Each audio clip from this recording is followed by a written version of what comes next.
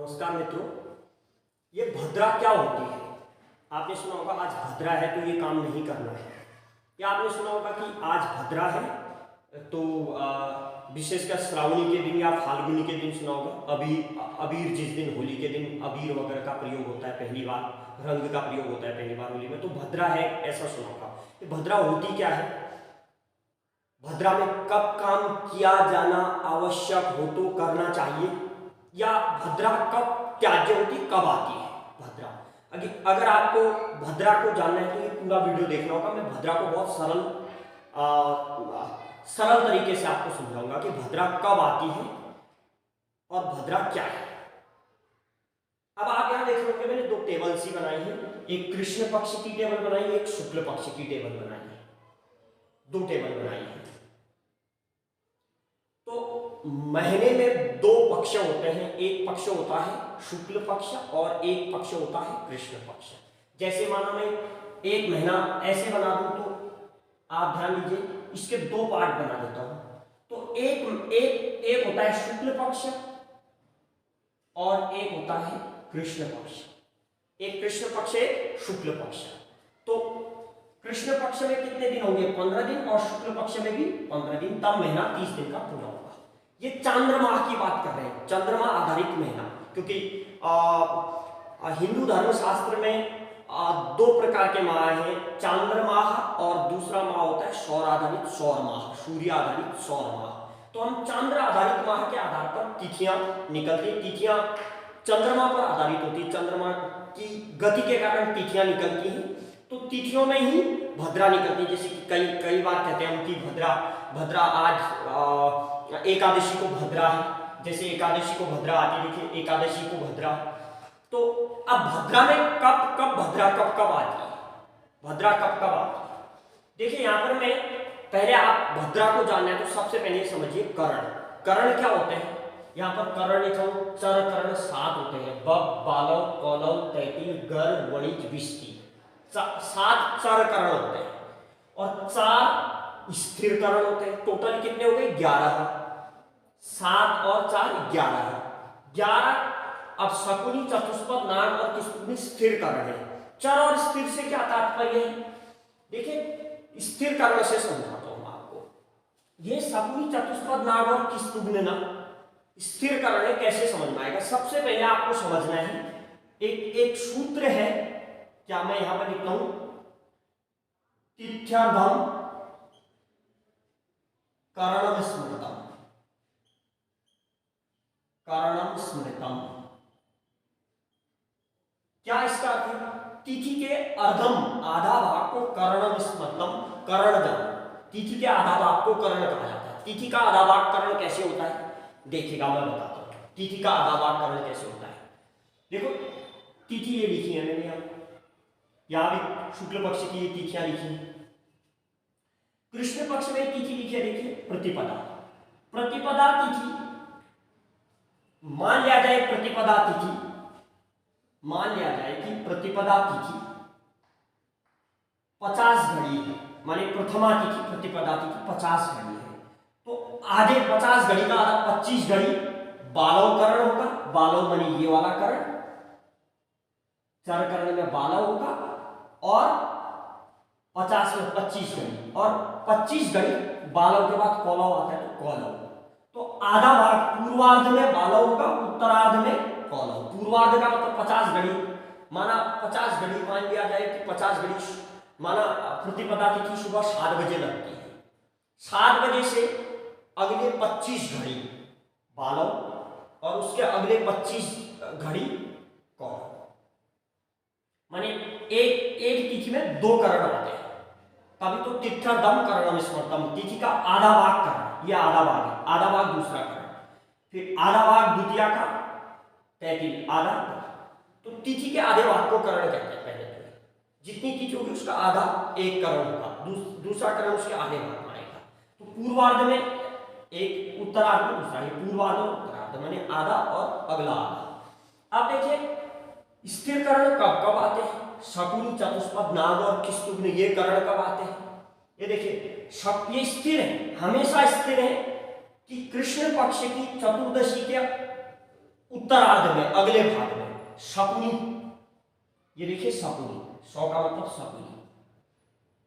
और उसके बाद अगले दिन 30 का मतलब अमावस होता है। यहाँ पर 30 कृष्ण पक्ष की, 30 का मतलब अमावस, क्योंकि कृष्ण पक्ष में अमावस आती है, शुक्ल पक्ष में पूर्णमासी आती है। तो कृष्ण पक्ष की अमावस को पूर्वार्ध में चतुष्पद, उत्तरार्ध में नाग, और फिर चूंकि कृष्ण पक्ष यहाँ पर खत्म होगा तो शुक्ल पक्ष शुरू होगा। शुक्ल पक्ष में किस्तुग्नकरण होगा पूर्वार्ध में। ये देखिए चारों लगातार आएंगे, शकुनी, चतुष्पद, नाग और किस्तुग्न लगातार। कृष्ण पक्ष जैसे ही खत्म हुआ, शुक्ल पक्ष शुरू होगा प्रतिपदा, तो उसमें किस्तुग्नकरण से शुरुआत होगी। इसलिए कृष्ण पक्ष की चतुर्दशी को के उत्तरार्ध में और अमावस के पूर्वार्ध और उत्तरार्ध में और शुक्ल पक्ष के पूर्वार्ध में ये स्थिरकरण हमेशा आते हैं, और चरकरण आते रहते हैं, दोबारा आते रहते हैं। ये तो एक ही बार आएंगे, हमेशा चतुर्दशी का उत्तरार्ध हमेशा शकुनी करण होगा, अमावस की पूर्वार्ध चतुष्पद, उत्तरार्ध और शुक्ल पक्ष का। लेकिन चरकरण आएंगे और बार बार आएंगे, क्योंकि एक महीना एक बार, 15 दिन यहाँ 15 दिन यहाँ, एक महीने में एक करण, चरकरण, एक महीने में चरकरण 8 बार आएगा। देखिए 8 बार आएगा। मैं चरकरण बब को लेता हूं, देखिए बब बब, फिर आपका ये बब आ गया 2, फिर तीसरी बार, फिर देखिए चौथी बार, फिर 5वीं बार, अब देखिए 6ठी बार और 7वीं बार और 8वीं बार। देखिए 8 बार पूरे महीने में, 15 दिन यहाँ 15 दिन यहाँ, तो पूरे महीने में चांद्रमाह में, पूरे चांद्रमाह में एक एक चरकरण 8 बार आएगा। चरकरण बब 8 बार आया, ऐसे बालव भी 8 बार आएगा। और ये कैसे आएंगे, देखिए बब आया तो फिर बब के बाद बालव, कौलव, तैतिल, गर, वणिक, विष्टि, वहां देखिए पूरी विष्टि तक, फिर बब आ जाएगा, बब, बालव, कौलव, फिर तैतिल, फिर गर, फिर वणिक, फिर एक विष्टि, ऐसे माने कि ये आते रहे। इसलिए तो चरकरण है, दोबारा दोबारा आएंगे चरकरण। अब देखिए इसमें जो विष्टि है ना, मैं इसको रेखांकित किया हूं, अंडरलाइन किया हूं विष्टि को, ये विष्टि, ये विष्टि ही भद्रा होती है। भद्रा क्या होती है, भद्रा बराबर विष्टिकरण, विष्टिकरण। ये जो विष्टिकरण है ना, जब भी आएगा, जैसे कृष्ण पक्ष में विष्टि तृतीया के उत्तरार्ध में आएगा, विष्टि तो भद्रा होगी क्योंकि विष्टि ही भद्रा है।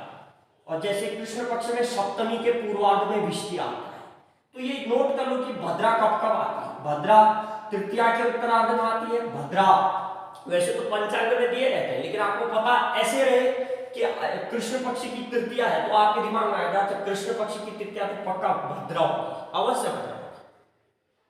कब होगी, उत्तरार्ध में होगी, क्योंकि ये उत्तरार्ध में है। आप इस टेबल को बना लें, तो विष्टि ही भद्रा है, ये विष्टि भद्रा है, ये विष्टि भद्रा है। फिर देखिए विष्टि भद्रा है, ये विष्टि भद्रा है। एक पक्ष में भद्रा 4 बार आ गई, पक्ष 1 4 बार, यहां भी देखिए विष्टि 1, फिर 2, फिर 3, फिर 4 बार भद्रा। एक पक्ष में 4 बार भद्रा यहां आएगी, और शुक्ल पक्ष में भी 4 बार भद्रा आएगी। शुक्ल पक्ष में कब आएगी, चतुर्दशी को, चतुर्थी को आएगी, और आपका अष्टमी को आएगी, एकादशी को आएगी, और पूर्णमासी को आएगी भद्रा। अब भद्रा आपको पता तो चल गया भद्रा कब कब आई, भद्रा कब कब आई ये तो पता है आपको, लेकिन भद्रा का वास कहां है, भद्रा का वास कहां पर है, ये एक श्लोक लिखा हूं। मेष, अच्छा देखिए भद्रा, मान लिया जाए कि पहले इसको ऐसे समझना, चतुर्थी को भद्रा आती, तो अब आप देखोगे भद्रा के दिन चंद्रमा किस राशि में है। आप पंचांग में देखोगे तो चंद्रमा किस राशि में दिया रहता है, पंचांग में देखिएगा आप कि भद्रा किस राशि में दिया रहता है, पंचांग में दर्शाया रहता है भद्रा किस राशि में, चंद्रमा किस राशि में है। आपने चंद्रमा देखा कि चंद्रमा मेष राशि में, माना चतुर्थी को चंद्रमा भद्रा आ गई, और आपने देखा उस दिन चतुर्थी के दिन चंद्रमा मेष राशि में है, माना मेष राशि में है तो भद्रा कहाँ होगी, मेष राशि में चंद्रमा है, मिथुन राशि में, वृष और वृश्चिक राशि में तो भद्रा स्वर्ग में होगी। चतुर्थी को भद्रा के दिन चंद्रमा मेष मिथुन वृश्चिक में है तो स्वर्ग में भद्रा होगी, और कन्या मकर तुला धनु राशि में चंद्रमा है तो नागलोक अर्थात पाताल लोक में भद्रा होगी। कुंभ मीन कर्क और केसर यानी सिंह राशि में अगर भद्रा है तो फिर पृथ्वी पर भद्रा का वास होगा। पृथ्वी पर भद्रा का, मृत्यु लोक मानी पृथ्वी, क्योंकि यहाँ मृत्यु होती है, जो भी जन्म लेता है मृत्यु को प्राप्त होता है, इसलिए पृथ्वी को मृत्यु लोक भी कहते हैं। मृत्यु लोक की होगी इन राशियों में अगर भद्रा हो तो मृत्यु लोक की, जो सबसे खराब भद्रा है। इस प्रकार विचरती भद्रा त्रिभुवन मध्य, तीन भुवनों में भद्रा का वास होता है। अब देखिए कि अगर इन राशियों में भद्रा है तो स्वर्ग में भद्रा है तो क्या होगा? स्वर्गे भद्रा सुखम कुर्यात्, सुखदायी होगी। और नागलोक में अर्थात पाताल लोक में तो पाताले च धनागमन, पाताल में तो भी धनागमन अच्छी है, धन का आगमन होगा, धन का आगमन अच्छा है। लेकिन मृत्यु लोके अर्थात पृथ्वी में, मृत्यु लोके यदा भद्रा सर्व कार्य विनाशिनी, सभी कार्यों का नाश करती है। मृत्यु लोक की भद्रा सबसे खराब मानी गई है। अब आप इसमें ये कहेंगे कि स्वर्ग की भद्रा है तो क्या शुभ कार्य किए जा सकते हैं? यदि आवश्यक हो, अति आवश्यक हो, स्वर्ग लोक की भद्रा में कार्य कर लेने चाहिए, अति आवश्यक हो तो, अन्यथा त्याग देना चाहिए। भद्रा तो भद्रा है, लेकिन अगर स्वर्ग की है और अति आवश्यक है कार्य करना, शुभ कार्य, तो कर लो। नागलोक अर्थात पाताल लोक की भद्रा है और अति आवश्यक है कार्य करना, तो भी कर सकते हैं, अन्यथा त्याग है। लेकिन मृत्यु लोक अर्थात पृथ्वी की भद्रा है तो कभी भद्रा में कार्य नहीं करना चाहिए, शुभ कार्य नहीं करना चाहिए, क्योंकि मृत्यु लोक के यदा भद्रा सर्व कार्य विनाशी, सभी कार्यों का नाश होता है। इसलिए ये श्लोक भी आप लिख सकते हैं, मैं बोल दिया हूं, आप देखकर लिख लीजिए, ये सुनकर लिख लीजिए। तो भद्रा विष्टिकरण ही भद्रा है, और कब कब भद्रा होती है ये टेबल में आप बता सकते हैं। तृतीया को भद्रा होगी, कृष्ण पक्ष की तृतीया को भद्रा होगी, कृष्ण पक्ष की सप्तमी को भद्रा होगी, कृष्ण पक्ष की दशमी को भद्रा होगी, कृष्ण पक्ष की चतुर्दशी को भद्रा। ये भद्रा में कब क्या करना चाहिए? भद्रा में विशेषकर दो चीज कही गई है श्रावणी और फाल्गुनी के लिए। भद्रा श्रावणी और फाल्गुनी के लिए कि श्रावणी और फाल्गुनी में, श्रावण के महीने की अमावस और फाल्गुन के महीने भद्रा का विशेष विचार कर लेना चाहिए। भद्रा विशेष पर शुभ कार्यों में हर जगह भद्रा का विचार किया जाता है। भद्रा कैसे होती है? भद्रा का वास करण होता है और करण में ही विष्टिकरण को भद्रा कहते हैं। ये आप समझ गए। जल्द ही दूसरी वीडियो के साथ आऊंगा, अच्छी जानकारियां आपको दूंगा, ऐसा प्रयास करूंगा। तब तक के लिए इंतजार कीजिए।